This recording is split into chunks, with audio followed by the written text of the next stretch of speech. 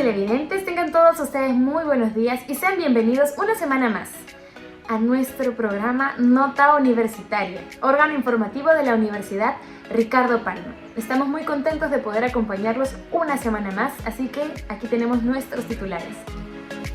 Homenaje a docentes recientemente fallecidos. Acciones de la Organización Panamericana en el Perú. Estado de excepción en COVID-19. Cambio de actitud empresarial. Participación de empresas en COVID-19. Nuestro rector, Dr. Iván Rodríguez Chávez, expresa en su persona y en nombre de toda la comunidad universitaria sus más sentidas condolencias a los familiares de 3 distinguidos docentes que perdieron la vida en el transcurso de los últimos días. 2 de ellos, el ingeniero Óscar Sotelo Quito y el ingeniero Serafín Sosa Barrera, integrantes de la plana de profesores de la Facultad de Ingeniería, e igualmente el doctor Felipe Andrés Villavicencio Terreros, profesor de la Facultad de Derecho, quien se especializó en el dictado del curso sobre Derecho Penal. Además, nuestra autoridad universitaria nos informa sobre la marcha de las actividades académicas. Muy buenos días, estimados estudiantes, profesores, trabajadores. Esta vez reencontrándonos nuevamente en Nota Universitaria, tenemos que anunciar una nota triste para nuestra comunidad universitaria, pues damos cuenta del fallecimiento muy penoso y lamentable de 3 de nuestros profesores, 2 de la Facultad de Ingeniería, los ingenieros Sotelo Quito y Serafín Sosa, víctimas de este COVID-19, que su partida física enluta a nuestra universidad, no solo a la facultad, sino a toda la universidad.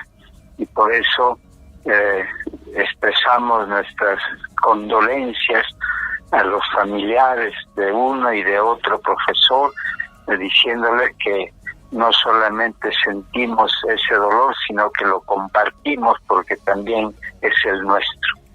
El tercer profesor cuyo fallecimiento también tenemos que lamentar es el doctor Felipe Villavicencio, que también ha partido víctima de un problema de salud ya que lo ha venido aquejando desde estos últimos meses. El doctor Villavicencio pues se ha ganado el cariño de los alumnos, de los profesores. Era un profesor de Derecho Penal muy destacado y querido, y también hace que esta partida pues nos suma en tristeza, y de la misma manera compartamos con su familia este dolor. En todos los casos pues debemos de decir que tienen tanta importancia en la vida institucional que nuestra actividad presente y futura pues siempre estará dirigida a honrar sus memorias y a darle presencia permanente en nuestros claustros. Las actividades continúan, cada vez hay una afirmación apreciable de los tanto del rendimiento de los estudiantes como de los profesores. Por eso mi agradecimiento a unos y otros, porque así en conjunto hacemos universidad. Somos seres de razón, de fe y de afectos, y eso lo tenemos que hacer sentir todos los días en nuestra actividad cotidiana. Me despido hasta la próxima edición de nuestro programa, con un abrazo afectuoso para todos ustedes. Buenos días. El doctor Rubén Mayorga, representante en el Perú de la Organización Panamericana de la Salud, nos brinda un informe acerca de las acciones que viene desarrollando la oficina a su cargo para colaborar con el gobierno central y diversos gobiernos regionales en la lucha contra la expansión del COVID-19 en nuestro país. Asimismo, destaca las coordinaciones realizadas con diversas embajadas a fin de facilitar la adquisición de material e instrumental diverso que se requiere en las actuales circunstancias. Escuchemos la disertación que nos brinda nuestro programa Nota Universitaria. En la actualidad, tenemos las acciones de respuesta divididas en 4 objetivos. El primer objetivo es garantizar la información en tiempo real y la coordinación eficiente de las operaciones de respuesta nacionales y regionales. Entonces, en este sentido, lo que estamos haciendo básicamente es mantener una cooperación y coordinación estrecha con el Comando COVID-19 para apoyar la ampliación de las estrategias de atención para las personas que tienen enfermedad grave. Segundo objetivo, limitar la transmisión de persona a persona, incluyendo la reducción de las infecciones secundarias entre contactos cercanos y personal de salud y prevención de eventos de transmisión.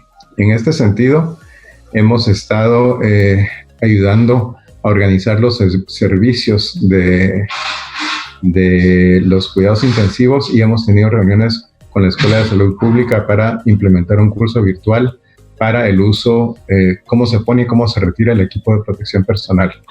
Tercer objetivo es identificar, aislar y atender a los pacientes de manera temprana, incluida la atención optimizada por paciente. Y en este área lo que hemos hecho es apoyar el análisis de la vigilancia epidemiológica en el país y detectar cuáles son las áreas donde hay más brechas en este momento. Y el cuarto objetivo es comunicar información crítica sobre riesgos y eventos a todas las comunidades y contrarrestar la información errónea.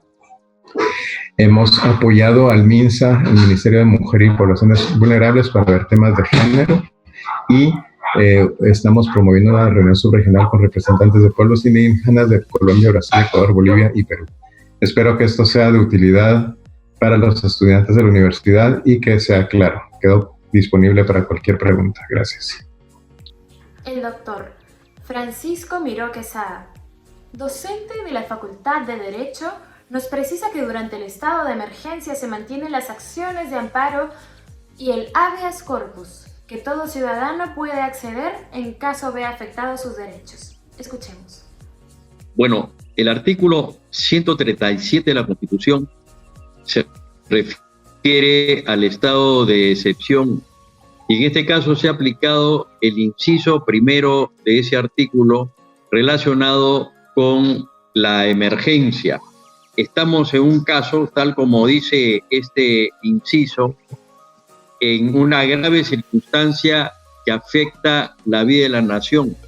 No se está aplicando el inciso 2 de este artículo, que es el estado de sitio, pero sí se está aplicando un toque de queda, tal como se ha dicho, a partir de las 8 de la noche en adelante. Una vez que concluya esta situación, se restablecen las libertades que por la emergencia no están funcionando, entre ellas la libertad de trasladarnos por el territorio nacional. Sin embargo, como dice el artículo 200 de la Constitución, las garantías constitucionales no dejan de funcionar en el estado de emergencia. Estoy refiriendo al uso del habeas corpus y al uso del amparo. Hay que precisar que esta emergencia suspende los derechos, pero estos derechos, que son 4 o 5, que están en el artículo primero, en el inciso primero del artículo 137, se mantienen en cuanto tales, porque son derechos fundamentales que nos corresponde a cada uno de nosotros. En consecuencia, los derechos no son suprimidos, no pueden ser suprimidos, han quedado suspendidos hasta que concluya la situación de emergencia. El profesor de la Escuela de Administración de Negocios Globales, Víctor Castro Montenegro, hizo una invocación al empresariado para que asuman un cambio de actitud transformadora y optimista, que permitan elaborar el planteamiento estratégico que incluya el análisis externo en el entorno en donde se desarrollan las actividades del negocio o la empresa, y así establecer un listado de oportunidades en las actuales circunstancias. Tienes que necesariamente hacer un análisis externo, es decir, un análisis de tu entorno, en dónde está el mercado. Tienes que analizar una serie de variables externas de naturaleza económica, política, social, cultural, tecnológica, global. Tienes que analizar todo lo que está afuera. ¿Para qué? Para tener una lista finita de oportunidades y amenazas. Y por otro lado, mírate cómo eres internamente, qué fortalezas y debilidades tienes. De tal manera que conociendo tus fortalezas y conociendo tus debilidades, utiliza tus fortalezas para aprovechar esas nuevas oportunidades que se están presentando. Tu misión te va a decir a qué actividad te vas a dedicar. ¿Te reafirmas en lo que estás haciendo? ¿Consideras que hay necesidad de cambiarla? Ahí te estás reinventando. Tu visión establece ese gran propósito que sea un reto y una motivación. Quiero ser la mejor del Perú, quiero ser la mejor de Latinoamérica, quiero ser la mejor del mundo. Y en función a ello estableces tus objetivos corporativos, esos grandes objetivos para toda tu organización y tu estrategia corporativa. Si tú tienes una gran estrategia que sea inigualable, inimitable, inalcanzable, acuérdate que ya estás generando ventaja competitiva. Por ejemplo, si quieres dedicarte al mundo de la cocina y tienes una excelente sazón, que es inigualable, que es inimitable, te advierto que definitivamente ya estás en el camino de tener una ventaja competitiva. Y mira cómo es que el planeamiento estratégico te ha ayudado a pensar cómo reinventarte, cómo lograr ventaja competitiva, cómo analizar con la manera o de la manera más objetiva todo lo que tienes, todo lo que existe fuera, y con eso te aseguro que tú vas a enfrentar con éxito estas circunstancias que nosotros estamos pasando. No te olvides que la clave es la actitud, no te olvides que la clave es pensar, no te olvides que la clave es tener una metodología para pensar, y ahí tienes el planeamiento estratégico. Es necesario fomentar las acciones colaborativas entre las empresas para armar un plan de negocios con propuestas en las que juega un rol importante la digitalización. Es además necesario el reinventarse y rediseñarse lo que constituye la marcha de las empresas en tiempo de COVID-19. Así lo señala el estudiante de la Escuela de Administración y Gerencia, Yeltsin Eduardo Cabanillas Quispe. Escuchemos. Buenos días, mi nombre es Yeltsin Cabanillas, soy alumno de Administración y Gerencia de la Facultad de Ciencias Económicas y Empresariales de la Universidad Ricardo Palma. En esta oportunidad vamos a hablar acerca de la participación de las empresas en un contexto de COVID-19. Ahora, ¿qué pasa con las empresas? Y me voy a centrar en las MIPYMES, la micro, pequeña y mediana empresa, que son las más afectadas dentro del país y la mayor cantidad de empresas que existen aquí. Perú tiene más de 2.6 millones de empresas registradas formales. Ahora existen muchas más empresas que son informales. Y la mayor cantidad, más del 90%, son microempresas. Luego tenemos un porcentaje dentro de las empresas legalizadas del 3.2% que son pequeñas y el 0.1% medianas. Y otro punto importante que pasa generalmente con las MIPYMES es que más del 80% de estas empresas su actividad la realizan de modo intuitivo, es decir, que no existe una inversión en conocimiento, hay cierta resistencia al cambio, cierta resistencia a la innovación, que esto lleva o los ha llevado a un estancamiento antes de esta pandemia. Sabemos que el coronavirus llegó sin invitación, ninguna empresa tenía un plan de contingencia para este tipo de pandemia. Entonces, si no tenemos un plan, lo importante en este momento es que las empresas salgan de su zona cómoda. ¿Qué metodologías se utilizan actualmente? Se puede hacer un plan de negocio, pero lamentablemente muchas microempresas no tienen conocimiento de ello. Entonces yo recomiendo la utilización del Context Canvas, que es un mapa que te va a permitir establecer cómo se está llevando el contexto de tu empresa y la relación con los principales stakeholders. A continuación también utilizaría un Business Model Canvas para establecer cuál es mi propuesta de valor como empresa, quiénes son mis clientes, quiénes son mis socios claves, qué actividades realizo yo como empresa con la función de identificar esos principales problemas, la función de saber qué valor agregado le puedo dar yo al cliente. En este momento, lo importante y lo que se está dando más es la digitalización. Las empresas, frente a este problema de no salir en casa, de no operar, la innovación forzada por el contexto, ese es el momento en el que nos encontramos, que también está ligada mucho a la disrupción, a esta interrupción brusca de cualquier agente externo que llega a tu empresa. Entonces, ¿qué recomendamos? Definir el problema y seleccionar por orden de prioridad. Cada área se puede juntar en equipos, formar equipos e identificar los principales problemas dentro de la empresa. Después, ¿cómo podemos resolver este problema? Aquí vienen cuáles son las posibles soluciones frente a ese problema. En este caso, si tenemos una empresa que nunca ha hecho ventas online, pues utilice Facebook u otras plataformas para comenzar a hacer ventas online. Y por último, acciones colaborativas. Nos encontramos en un mundo donde es importante dejar el ego, es importante salir de la zona cómoda, es importante dejar de resistirnos al cambio como empresas. Y por último, y una propuesta de solución, creo que sería también la participación de nosotros como estudiantes en desafíos reales empresariales, con microempresas, como nosotros como estudiantes, con nuestros conocimientos podemos formar parte de solucionar los desafíos dentro de cada empresa. Canalización de las emociones. Ingeniero industrial y sacerdote. Trabajo articulado. Creatividad en tiempo de coronavirus. Se complica situación en Chile.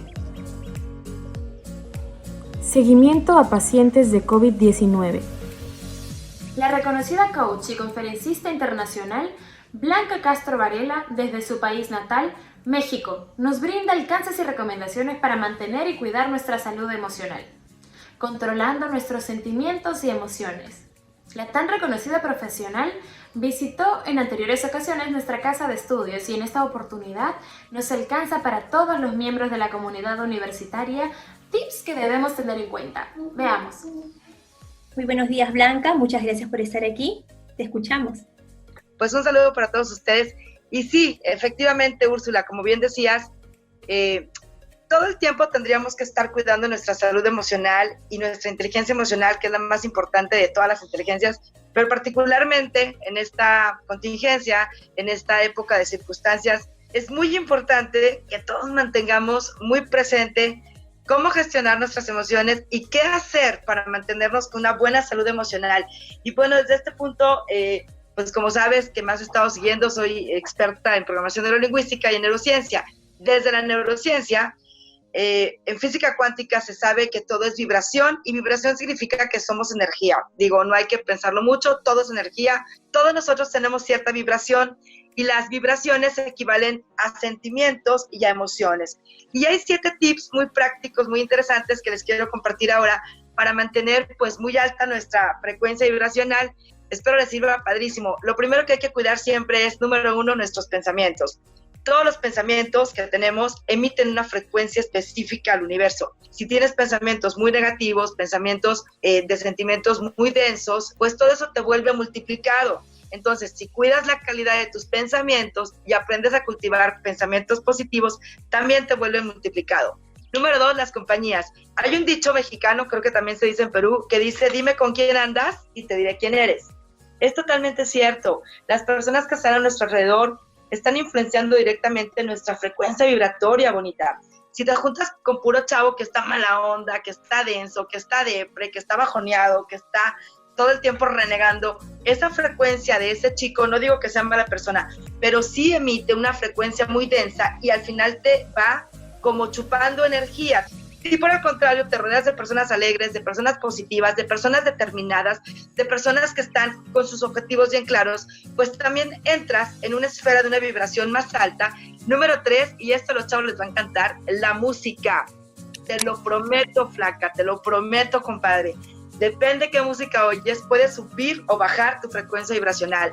Y no pretendo que te guste toda la música clásica, que debería porque es hermosa. No pretendo que nada más estés escuchando New Age todo el día, pero sí al menos advertirte con mucho respeto y cariño que músicas muy fuertes de bajas vibraciones como el thrash metal, el heavy metal, el dark metal, pues sí, un ratito, ¿no? Pero si la escuchas todo el tiempo, te empiezas a deprimir. Esto está comprobado científicamente, no es un invento de tu mamá porque no le gusta que escuches puro punchis punchis. Es que en verdad, todos esos son mensajes que le estás mandando a tu propia energía. Número 4, las cosas que ves en televisión, en redes sociales, en el cine, en el teatro. A veces dices, híjole Blanca, o sea que ahora ya ni siquiera voy a poder ver todas mis series de violencia. No te digo que no las veas, pero si te la pasas 24/7 viendo series de 80,000 balaceras, de muerte, de tragedia, de violencia, también te afecta tu campo mórfico, te afecta tu energía personal. Está comprobado, chicos, que cuando expones a una persona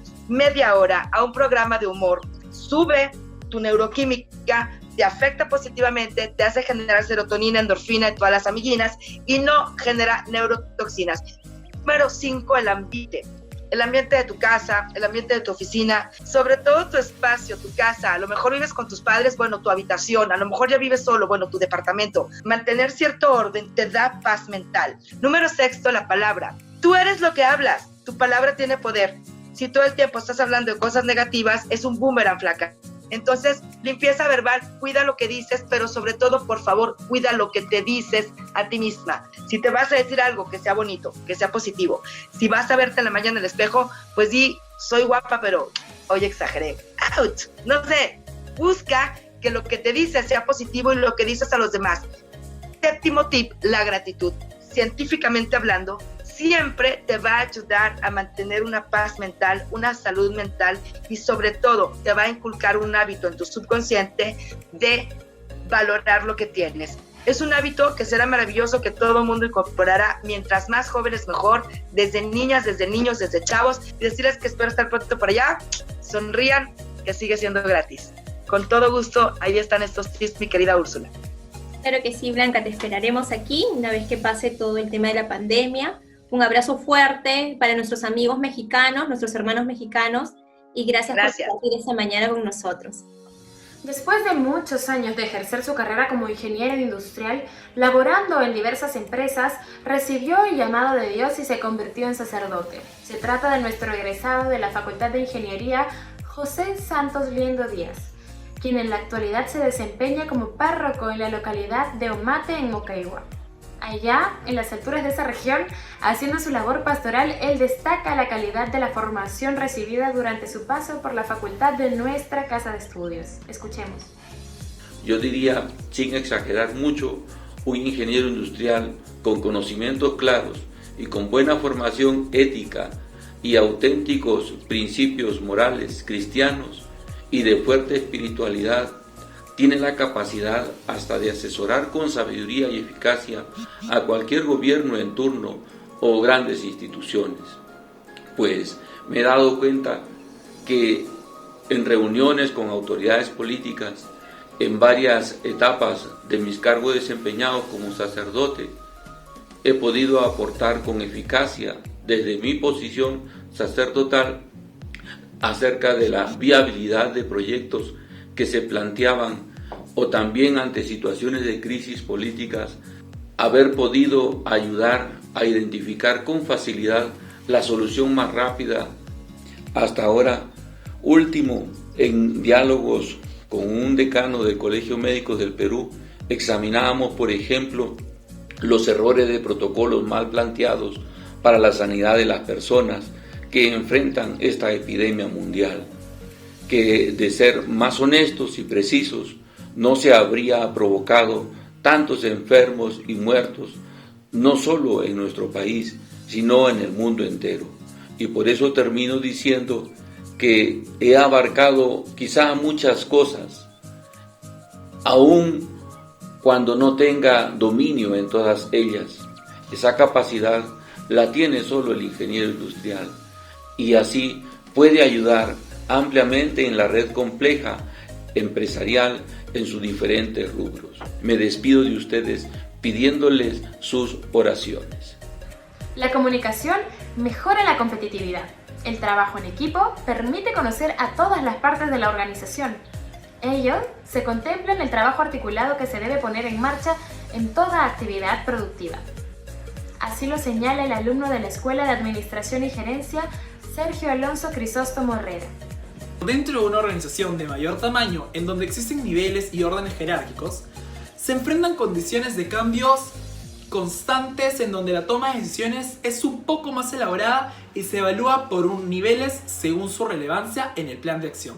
Es por eso que se recomienda al momento previo de aplicar el trabajo articulado, conocer bien a todas las partes de la organización y asegurarnos de la efectividad y eficiencia de cada una de ellas, elaborando un esquema claro de los niveles de la organización, presentando a los responsables de cada área previamente.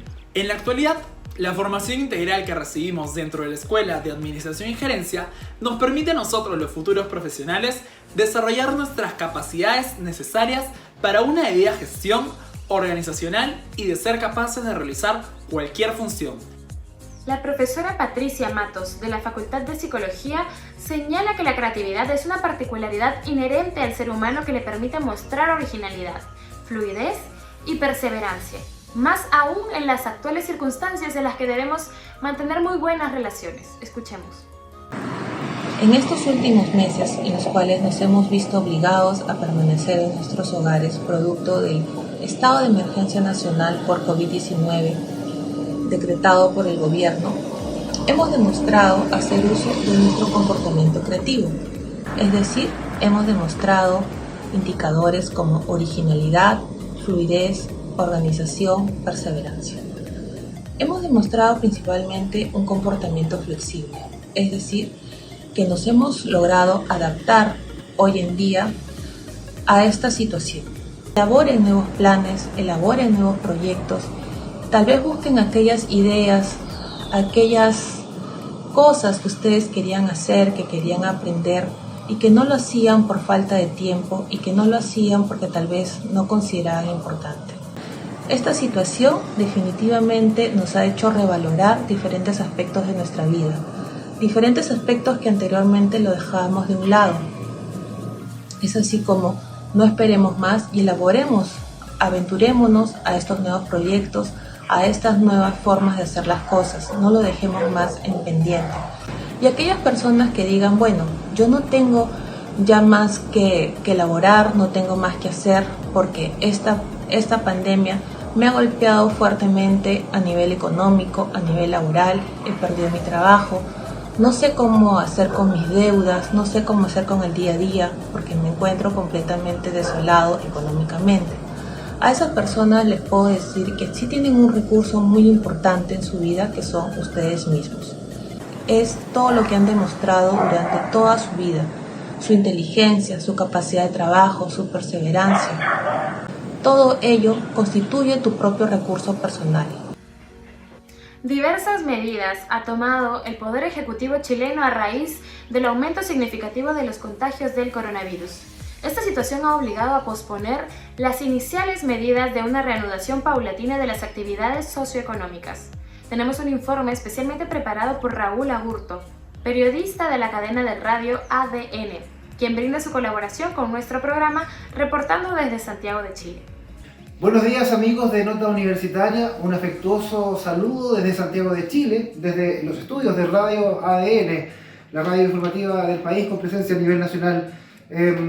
Básicamente la situación acá en nuestro país se ha visto bastante complejizada durante las últimas jornadas por el aumento de casos detectados de COVID-19 con la argumentación por parte de la autoridad sanitaria de un aumento también en los testeos, a lo que se sumó recientemente durante esta semana también los casos probables. ¿Cuáles son los casos probables? Específicamente son aquellos en los cuales se toma un primer testeo que resulta algo dudoso, sin tener claridad si se trata de un positivo o un negativo, y para evitar nuevamente tomar el examen y en ese contexto colapsar el sistema, se considera como caso positivo de COVID-19. De ahí que las cifras de contagiados han aumentado significativamente recientemente, y eso ha generado también tomar una serie de medidas. De hecho, ya esta semana, el viernes, se extendió por una semana nuevamente la cuarentena para un total de 38 comunas.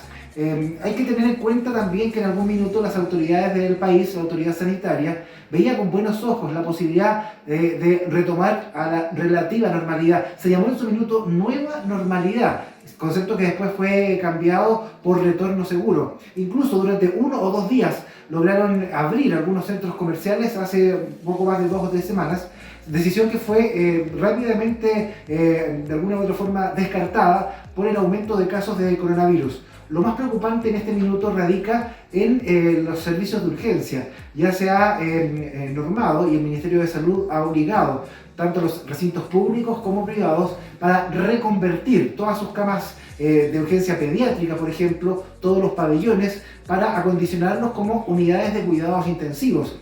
Mucho se habló también respecto al retorno a clases. Se hablaba que en mayo, durante este mes, podían retomarse las clases presenciales en aula. Eso fue tajantemente descartado por la autoridad y no se descarta mantener un sistema telemático, un trabajo a distancia hasta fin de año, concluido el año lectivo. Lo mismo también en las universidades. El teletrabajo ya cuenta con una ley que fue aprobada de manera express para facilitar el trabajo a distancia de los distintos funcionarios públicos o las empresas que puedan eventualmente realizar teletrabajo. Preocupa la falta de conciencia ciudadana, la falta de cultura por parte de gran cantidad de chilenos que, pese a las medidas de confinamiento y los toques de queda implementados desde marzo, continúan saliendo a las calles o utilizando el resquicio de los salvoconductos que se pueden solicitar vía internet, vía online. Ya cerca de 60.000 casos, un poco más a esta altura, de personas contagiadas. Las víctimas fatales superan ya también a esta altura las 600 personas y se siguen tomando medidas. Ya el ministro de Salud, Jaime Mañalich, ha planteado que con los nuevos casos que se han ido detectando se va a producir un estrés, un colapso del sistema de salud que a simple vista no se ha visto de momento en la totalidad de los centros hospitalarios. En algunos más puntuales que en otros sí se ha podido visualizar cierto colapso. Se ha generado entonces esta necesidad imperiosa de los habitantes de las zonas más pobres de Santiago particularmente, que han salido a las calles a protestar. El escenario muy preocupante, se ha anunciado que las cifras van a ir empeorando, aún no está todo dicho, mientras que la economía sigue al declive. Las cifras son pesimistas, lapidarias total. Lo que ha generado cierto respiro es el alza a nivel internacional del precio del cobre, que es el sueldo de Chile definitivamente, que ha ido al alza, y también eso ha provocado una baja en el precio del dólar. Pero a nivel de comercio, todo prácticamente paralizado, con muchas empresas que ya han presentado en algunos casos la quiebra, en otros casos se han acogido un beneficio que se implementó en Chile, que está vinculado con la Ley de Protección al Empleo. ¿Qué quiere decir esto? Que se facilita que los empresarios, el comercio, no despidan a los trabajadores, les siga pagando sus cotizaciones por seguro de salud o previsional, pero a través de un seguro de cesantía que cada uno de los empleados en Chile cuenta, se puedan seguir solventando los gastos de los sueldos, por lo menos en un plazo de 3 a 4 meses. Desde acá, desde los estudios de Radio ADN, un fuerte saludo, un fuerte abrazo a los hermanos del Perú. La integrante del equipo de respuesta rápida del Ministerio de Salud, Dirección Regional de Lima Sur, egresada de nuestra universidad, doctora Fiorella Becerra Chávez, nos narra la forma en cómo desarrolla sus actividades diarias, brindando atención a las familias que son víctimas del COVID-19. Es importante destacar el arduo trabajo que viene realizando para cumplir con el mejor desempeño su función. Escuchemos. Soy la doctora Elba Fiorella Becerra Chávez, egresada de la Universidad Ricardo Palma de la Facultad de Medicina Humana. También soy parte del equipo COVID de la Dirección de Salud Lima Sur, en donde hacemos el equipo de seguimiento. Esto consiste en ir a la casa de los pacientes que han sido diagnosticados con COVID positivo para ver cómo va la evolución de la enfermedad, para ver cómo va el paciente con los síntomas que presenta, para poder evaluarlo a él y a toda la familia que presente síntomas en casa. También poder educarlos con las medidas de bioseguridad que se deben llevar en casa para poder disminuir el contagio. También hacemos parte del equipo de respuesta rápida, en donde tomamos pruebas rápidas, por ejemplo, a conglomerados, como es en el caso de los mercados. Es un trabajo a veces un poquito duro por todo lo que vemos. A veces por día nos dan 10 casas para visitar, en donde en cada casa en la que vamos hay 7, 8 pacientes a los que tenemos que evaluar a cada uno. y a veces nos falta tanto tiempo, nos falta tantas manos, a veces es tan estresante, pero a la vez también se siente bien cuando sales de una casa y sabes que has ayudado a alguien, sabes que le has enseñado, lo has tranquilizado, estás haciendo que se sienta seguro, que sientan que alguien está yendo a verlos y que no los van a dejar solos.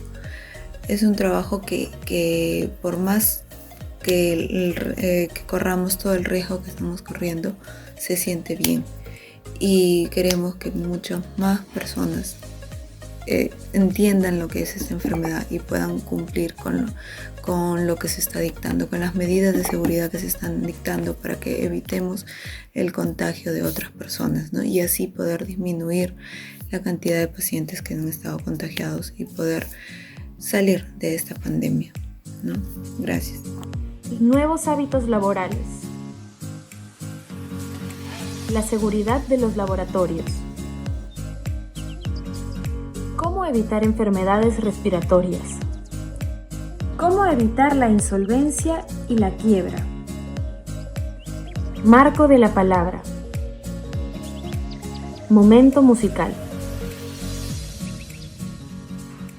El arquitecto Jean-Paul Bustamante, egresado de nuestra casa de estudios en el año 2008, realiza sus actividades profesionales en una importante ciudad de los Estados Unidos y comparte con nosotros las nuevas formas de vida y al mismo tiempo nos señala que en ese país logró graduarse además de ingeniero, lo que le permite trabajar en una reconocida organización de las comunicaciones. Escuchemos su testimonio.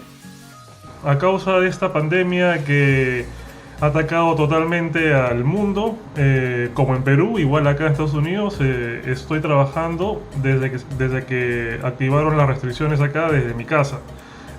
Prácticamente el uso de la tecnología en estos tiempos nos ha podido facilitar la forma en que trabajamos. Por ejemplo, trabajo conectado a la red de mi oficina a través del VPN y prácticamente hacemos uso más que todo de videollamadas frecuentes, más que todo con mis supervisores y los demás equipos de ingenieros. Aparte del mundo laboral, como saben, también ha afectado la forma en que interactuamos actualmente. Todo ha cambiado, como ustedes ya saben. Para salir, uno tiene que salir con su mascarilla. A la hora de ir a comprar la misma manera, tienes que hacer cola guardando tus distancias, estar separado de las personas. Y bueno, prácticamente hay que cuidarse y adaptarse a las nuevas circunstancias que el mundo ahorita está pasando. Los protocolos de bioseguridad son claros y precisos. En nuestra universidad cumplimos con todos ellos cada vez que nuestros laboratorios están en constante utilización por parte de nuestros alumnos y docentes. El fiel cumplimiento de las normas y procedimientos evita correr riesgos que puedan generar accidentes lamentables. Sobre el particular nos dialoga el profesor Andrés Xavier Salazar, docente de la Facultad de Biología. Recordemos nosotros que la bioseguridad es el conjunto de normas, medidas y protocolos que son aplicados en múltiples procedimientos realizados en investigaciones científicas, en trabajos docentes o simplemente para determinar aspectos en las prácticas de los alumnos. Algunos autores mencionan de que existen principios de bioseguridad. Uno de los principios es la universalidad. La universalidad, como su nombre lo indica, es el respeto a las normas, ¿no? Que se tomen precauciones cuando uno tiene medidas básicas, el uso de barreras, importante principio que nos permite a nosotros protegernos. Y por último, el ver cómo eliminamos estos materiales tóxicos que se pueden generar de nuestras prácticas de laboratorio. Obviamente para esto hay procedimientos que nos permiten neutralizar algunos reactivos utilizados para que estos no lleguen de manera sin tratamiento a la red de desagüe, sino que hay un tratamiento especial. El tema de bioseguridad, en este caso, nos permite a nosotros tener la posibilidad de reducir los riesgos, ¿no?, en favor de nuestro alumnado. Muchísimas gracias. La hidratación permanente de las vías aéreas respiratorias y el proceso por medio del cual se generan en el organismo partículas extrañas que pueden obstruir todo el sistema respiratorio forman parte de la explicación que nos brinda la médico-neumóloga Patricia Segura Núñez. docente de nuestra Facultad de Medicina que superó la enfermedad del coronavirus. En esta exposición recomienda la constante hidratación que todos debemos realizar para evitar las enfermedades respiratorias. Ustedes saben de que hay partículas, microorganismos, virus que están en el medio ambiente y estos pueden ingresar a los pulmones. Una forma de evitar este ingreso es a través de la nariz y de la faringe. Normalmente tienen que estar hidratadas para que puedan humedecer y calentar el aire que nosotros respiramos. Una vez que se ha formado el moco, este moco es formado por unas células que se llaman células caliciformes. Estas células caliciformes van a almacenar el moco así en forma de globos y cuando lleguen sustancias extrañas a nuestra vía aérea, entonces se van a eliminar el moco hacia la parte de afuera del bronquio. Este moco es muy importante entonces. Si nosotros tenemos una buena hidratación, vamos a tener un buen moco. Este moco se puede dividir en dos partes, una parte que es líquida y una parte que es gelatinosa. Las sustancias extrañas, las partículas extrañas, los microbios, los virus, se van a depositar en la parte gelatinosa y van a ser llevadas hacia la parte superior de nuestra faringe. Por ejemplo, acá se está mirando una imagen donde hay bronquio y sustancias extrañas como polvo o humo que van a ingresar a este bronquio. Entonces las células caliciformes que han almacenado moco durante todo el día van a captar estas sustancias extrañas, estas partículas, se van a aperturar y van a eliminar el moco. Y este moco va a trasladar estas partículas extrañas. Si es que hay una persona que está enferma de los bronquios, como asma, por ejemplo, la enfermedad pulmonar obstructiva crónica, se va a producir un trastorno si la persona no se hidrata adecuadamente. Por ejemplo, un paciente que es asmático y que tiene sus vías aéreas secas porque hace un ejercicio en un ambiente muy frío y también seco, entonces las consecuencias serán que el bronquio se va a cerrar, va a producir un broncoespasmo y no va a poder respirar. Otra consecuencia de la falta de hidratación en este tipo de pacientes es de que se va a formar el moco y ese moco va a formar un tapón en el bronquio, lo va a obstruir y va la persona a tener mucha agitación y esto se llama atelectasia. Hay una enfermedad muy conocida que es la fibrosis quística. La fibrosis quística se caracteriza principalmente porque el moco está disminuido en volumen y entonces lo que se va a producir es una acumulación de este moco, una infección, por ende, acá ven ustedes un bronquio mediante un examen que se llama broncoscopía y este bronquio está lleno de este moco que va a tapar el bronquio y finalmente en esta tomografía se ve cómo destruye el pulmón. Por lo tanto, en conclusión, nosotros necesitamos hidratarnos adecuadamente para humedecer, para calentar el aire que ingresa y principalmente para tener una cantidad y calidad de moco adecuada que pueda extraer las partículas extrañas y los microbios hacia la parte de afuera o si no, tragarlo todos los días. Es necesario, por lo tanto, una buena hidratación, una buena alimentación y colocarse las vacunas importantes como de la influenza y del neumococo. Alianzas estratégicas, reducción de costos, negociación con sectores laborales, procesos alternativos, entre otras, son las recomendaciones que expresa el profesor Jorge Carvajal Arroyo, director de la Escuela de Administración y Gerencia de la Facultad de Ciencias Económicas de nuestra universidad. Todo ello para evitar la insolvencia y la quiebra de las empresas. Igualmente recomienda la instalación de un comando estratégico integrado por quienes conocen de cerca la naturaleza de las labores que se realizan en el interior de las empresas. Escuchemos la exposición. Tenemos que hay una carga laboral muy fuerte. El gobierno está apoyando, pero no es suficiente. Ahora, estamos viendo que se va a aperturar nuevas oportunidades. Vamos a ver que los negocios van a abrir nuevamente, pero ¿en qué condiciones? Por eso, ante esta situación de insolvencia y quiebra, si es que no se formula una posible situación que mejore esta situación, los resultados serán impredecibles. Por eso es que he intentado formular algunas alternativas. Una primera que es, inicia un proceso de reconversión. 2. Establece alianzas estratégicas con empresas que están operando. 3. Utiliza el apoyo del Estado a fin de cubrir los urgentes compromisos de pago hasta poder iniciar nuevamente las operaciones. Por otro lado, reduce los costos al mínimo posible. Asimismo, entra a un proceso de negociación con los representantes laborales para el efecto de buscar la formulación de un sueldo de emergencia, ¿no? Porque la situación lo exige. O sea, no solamente te concentres en un producto, diversifica tu producto. Asimismo, negocia la capacidad de endeudamiento que tú tengas con las entidades crediticias o financieras. Desarrolla lo que llamamos nosotros la metodología downsizing. Downsizing significa que achicamiento de la organización. Si yo tengo 3 o 4 tiendas o centros productivos que no me están rindiendo y que no son productivos, si es que conozco los indicadores, entonces tengo que decidir, tengo que trabajar con lo que me es productivo, no puedo tener carga negativa. Además, estudia la cadena productiva de las empresas que sí están operando.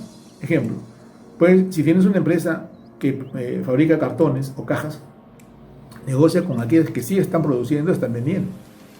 La instalación de un comando estratégico que está integrado por los tigres de la empresa, los que dominan, los que conocen, no los que hablan, sino los que saben y cómo tienen que hacer las cosas. Una vez que evalúas esas alternativas que te doy y se adecua a tu negocio, toma la decisión. Y lo que es más importante, no te demores más. Implementa un plan de acción ya. No esperes más porque no va a llegar más. Esa es la alternativa que yo planteo, con decisión, con coraje, con fuerza, para afrontar esta situación que hay. Evidentemente habrán contradicciones, habrá oposición a lo que yo digo, pero eso es lo que creo yo que se podría hacer, porque no estoy de acuerdo con cerrar la empresa, cerrar la planta y bueno, echarme al olvido. Yo sigo hasta el último y voy a seguir bregando hasta encontrar un resurgimiento de la empresa. ¿Que se puede hacer? Sí se puede hacer. Muchas gracias. No hay lenguaje estándar, no existe en el puro sentido. Así lo afirma el presidente de la Academia Peruana de la Lengua, Dr. Marco Martos Carrera, en su sección El Marco de la Palabra. Escuchemos. Quisiera empezar con una disquisición sobre la lengua estándar de la que se ha hablado en estos días. En realidad la lengua estándar es un invento de los lingüistas, una aproximación metodológica. No existe en el más puro sentido. Es decir, no podemos comparar el habla de un usuario cualquiera con una utópica lengua estándar. Lengua estándar es una abstracción, un promedio de lo que se habla en una región. En cada hablante se dan, digamos, líneas o presencias de la lengua general. Por ejemplo, en la estructura del español castellano es la misma en todos los rincones donde se habla esta lengua. También en un vocabulario importante, en las palabras, hay un 90% de vocabulario que compartimos todos los hablantes del español. Es por eso que si vamos a México nos logramos entender en líneas generales, si vamos a Argentina igual, y si vamos a España igual.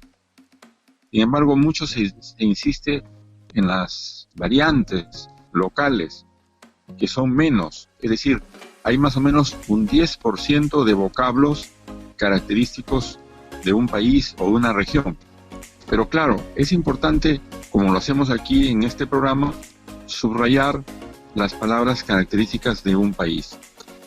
Y en este caso vamos a proceder con las palabras que he preparado para hoy día. La primera palabra es atarjea, que es una palabra de gran uso en el Perú y particularmente en Lima, que tiene dos sentidos. Un sentido es un conducto que lleva las aguas residuales, ese sentido es menos conocido, y el otro es una planta de procesamiento de aguas.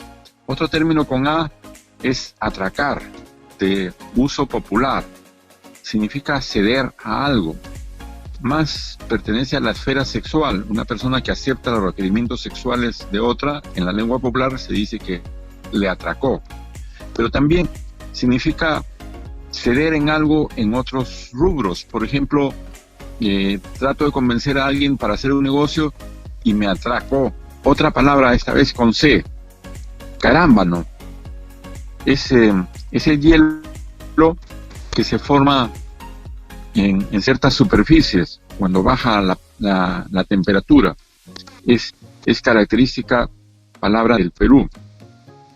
Otra que la usamos tanto que creemos que es de la lengua general, pero en realidad es un peruanismo, que es carátula, la primera página de un cuaderno, y ahí se ha extendido a la primera página de un libro, que generalmente es de otro material. Si el libro es de papel, la carátula generalmente es hecha de cartón. Otra palabra, llamamos panteonero al hombre encargado de sepultar a los muertos. ¿De dónde viene esta palabra panteonero? Viene la palabra panteón. Panteón en la lengua general es el lugar donde descansan los muertos, pero muertos célebres. Una última palabra o un grupo de palabras que es la palabra saco y la palabra terno, que están vinculadas. Nosotros le decimos saco a lo que los españoles llaman chaqueta americana, que es una prenda de vestir rectangular o cilíndrica abierta adelante. Y llamamos terno a lo que en España se llama traje, es decir, a un vestido de hombre con un pantalón y un saco. Solo los peruanos decimos terno a este traje que bueno, tiene otras denominaciones en otros países. Muchas gracias.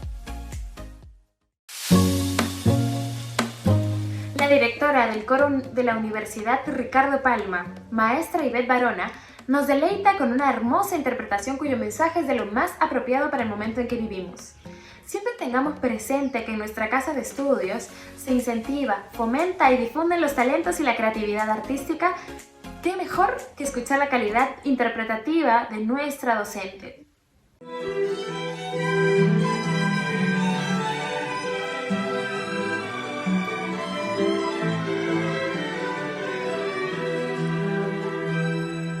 ¿Quién dijo que todo está perdido?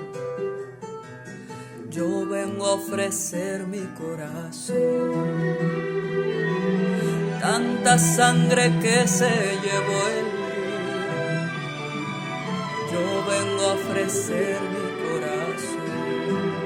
No será tan fácil, ya sé qué pasa.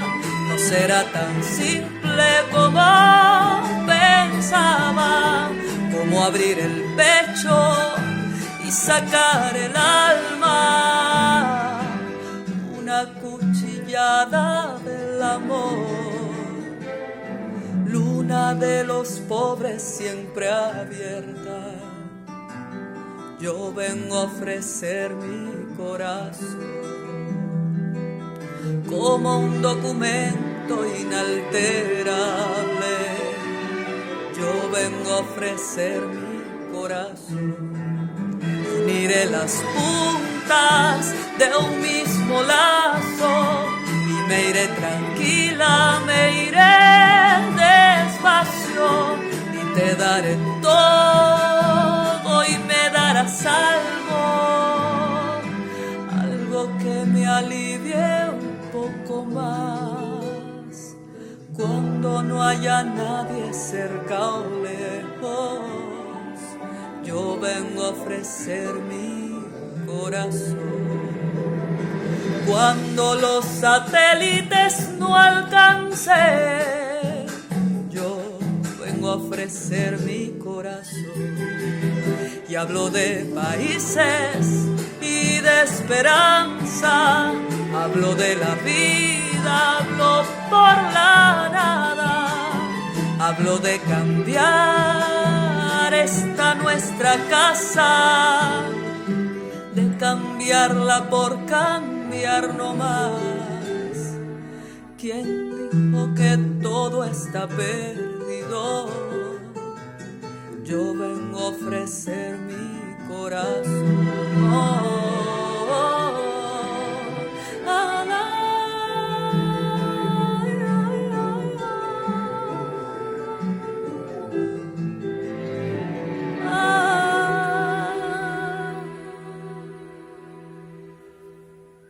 Eso ha sido todo por el día de hoy.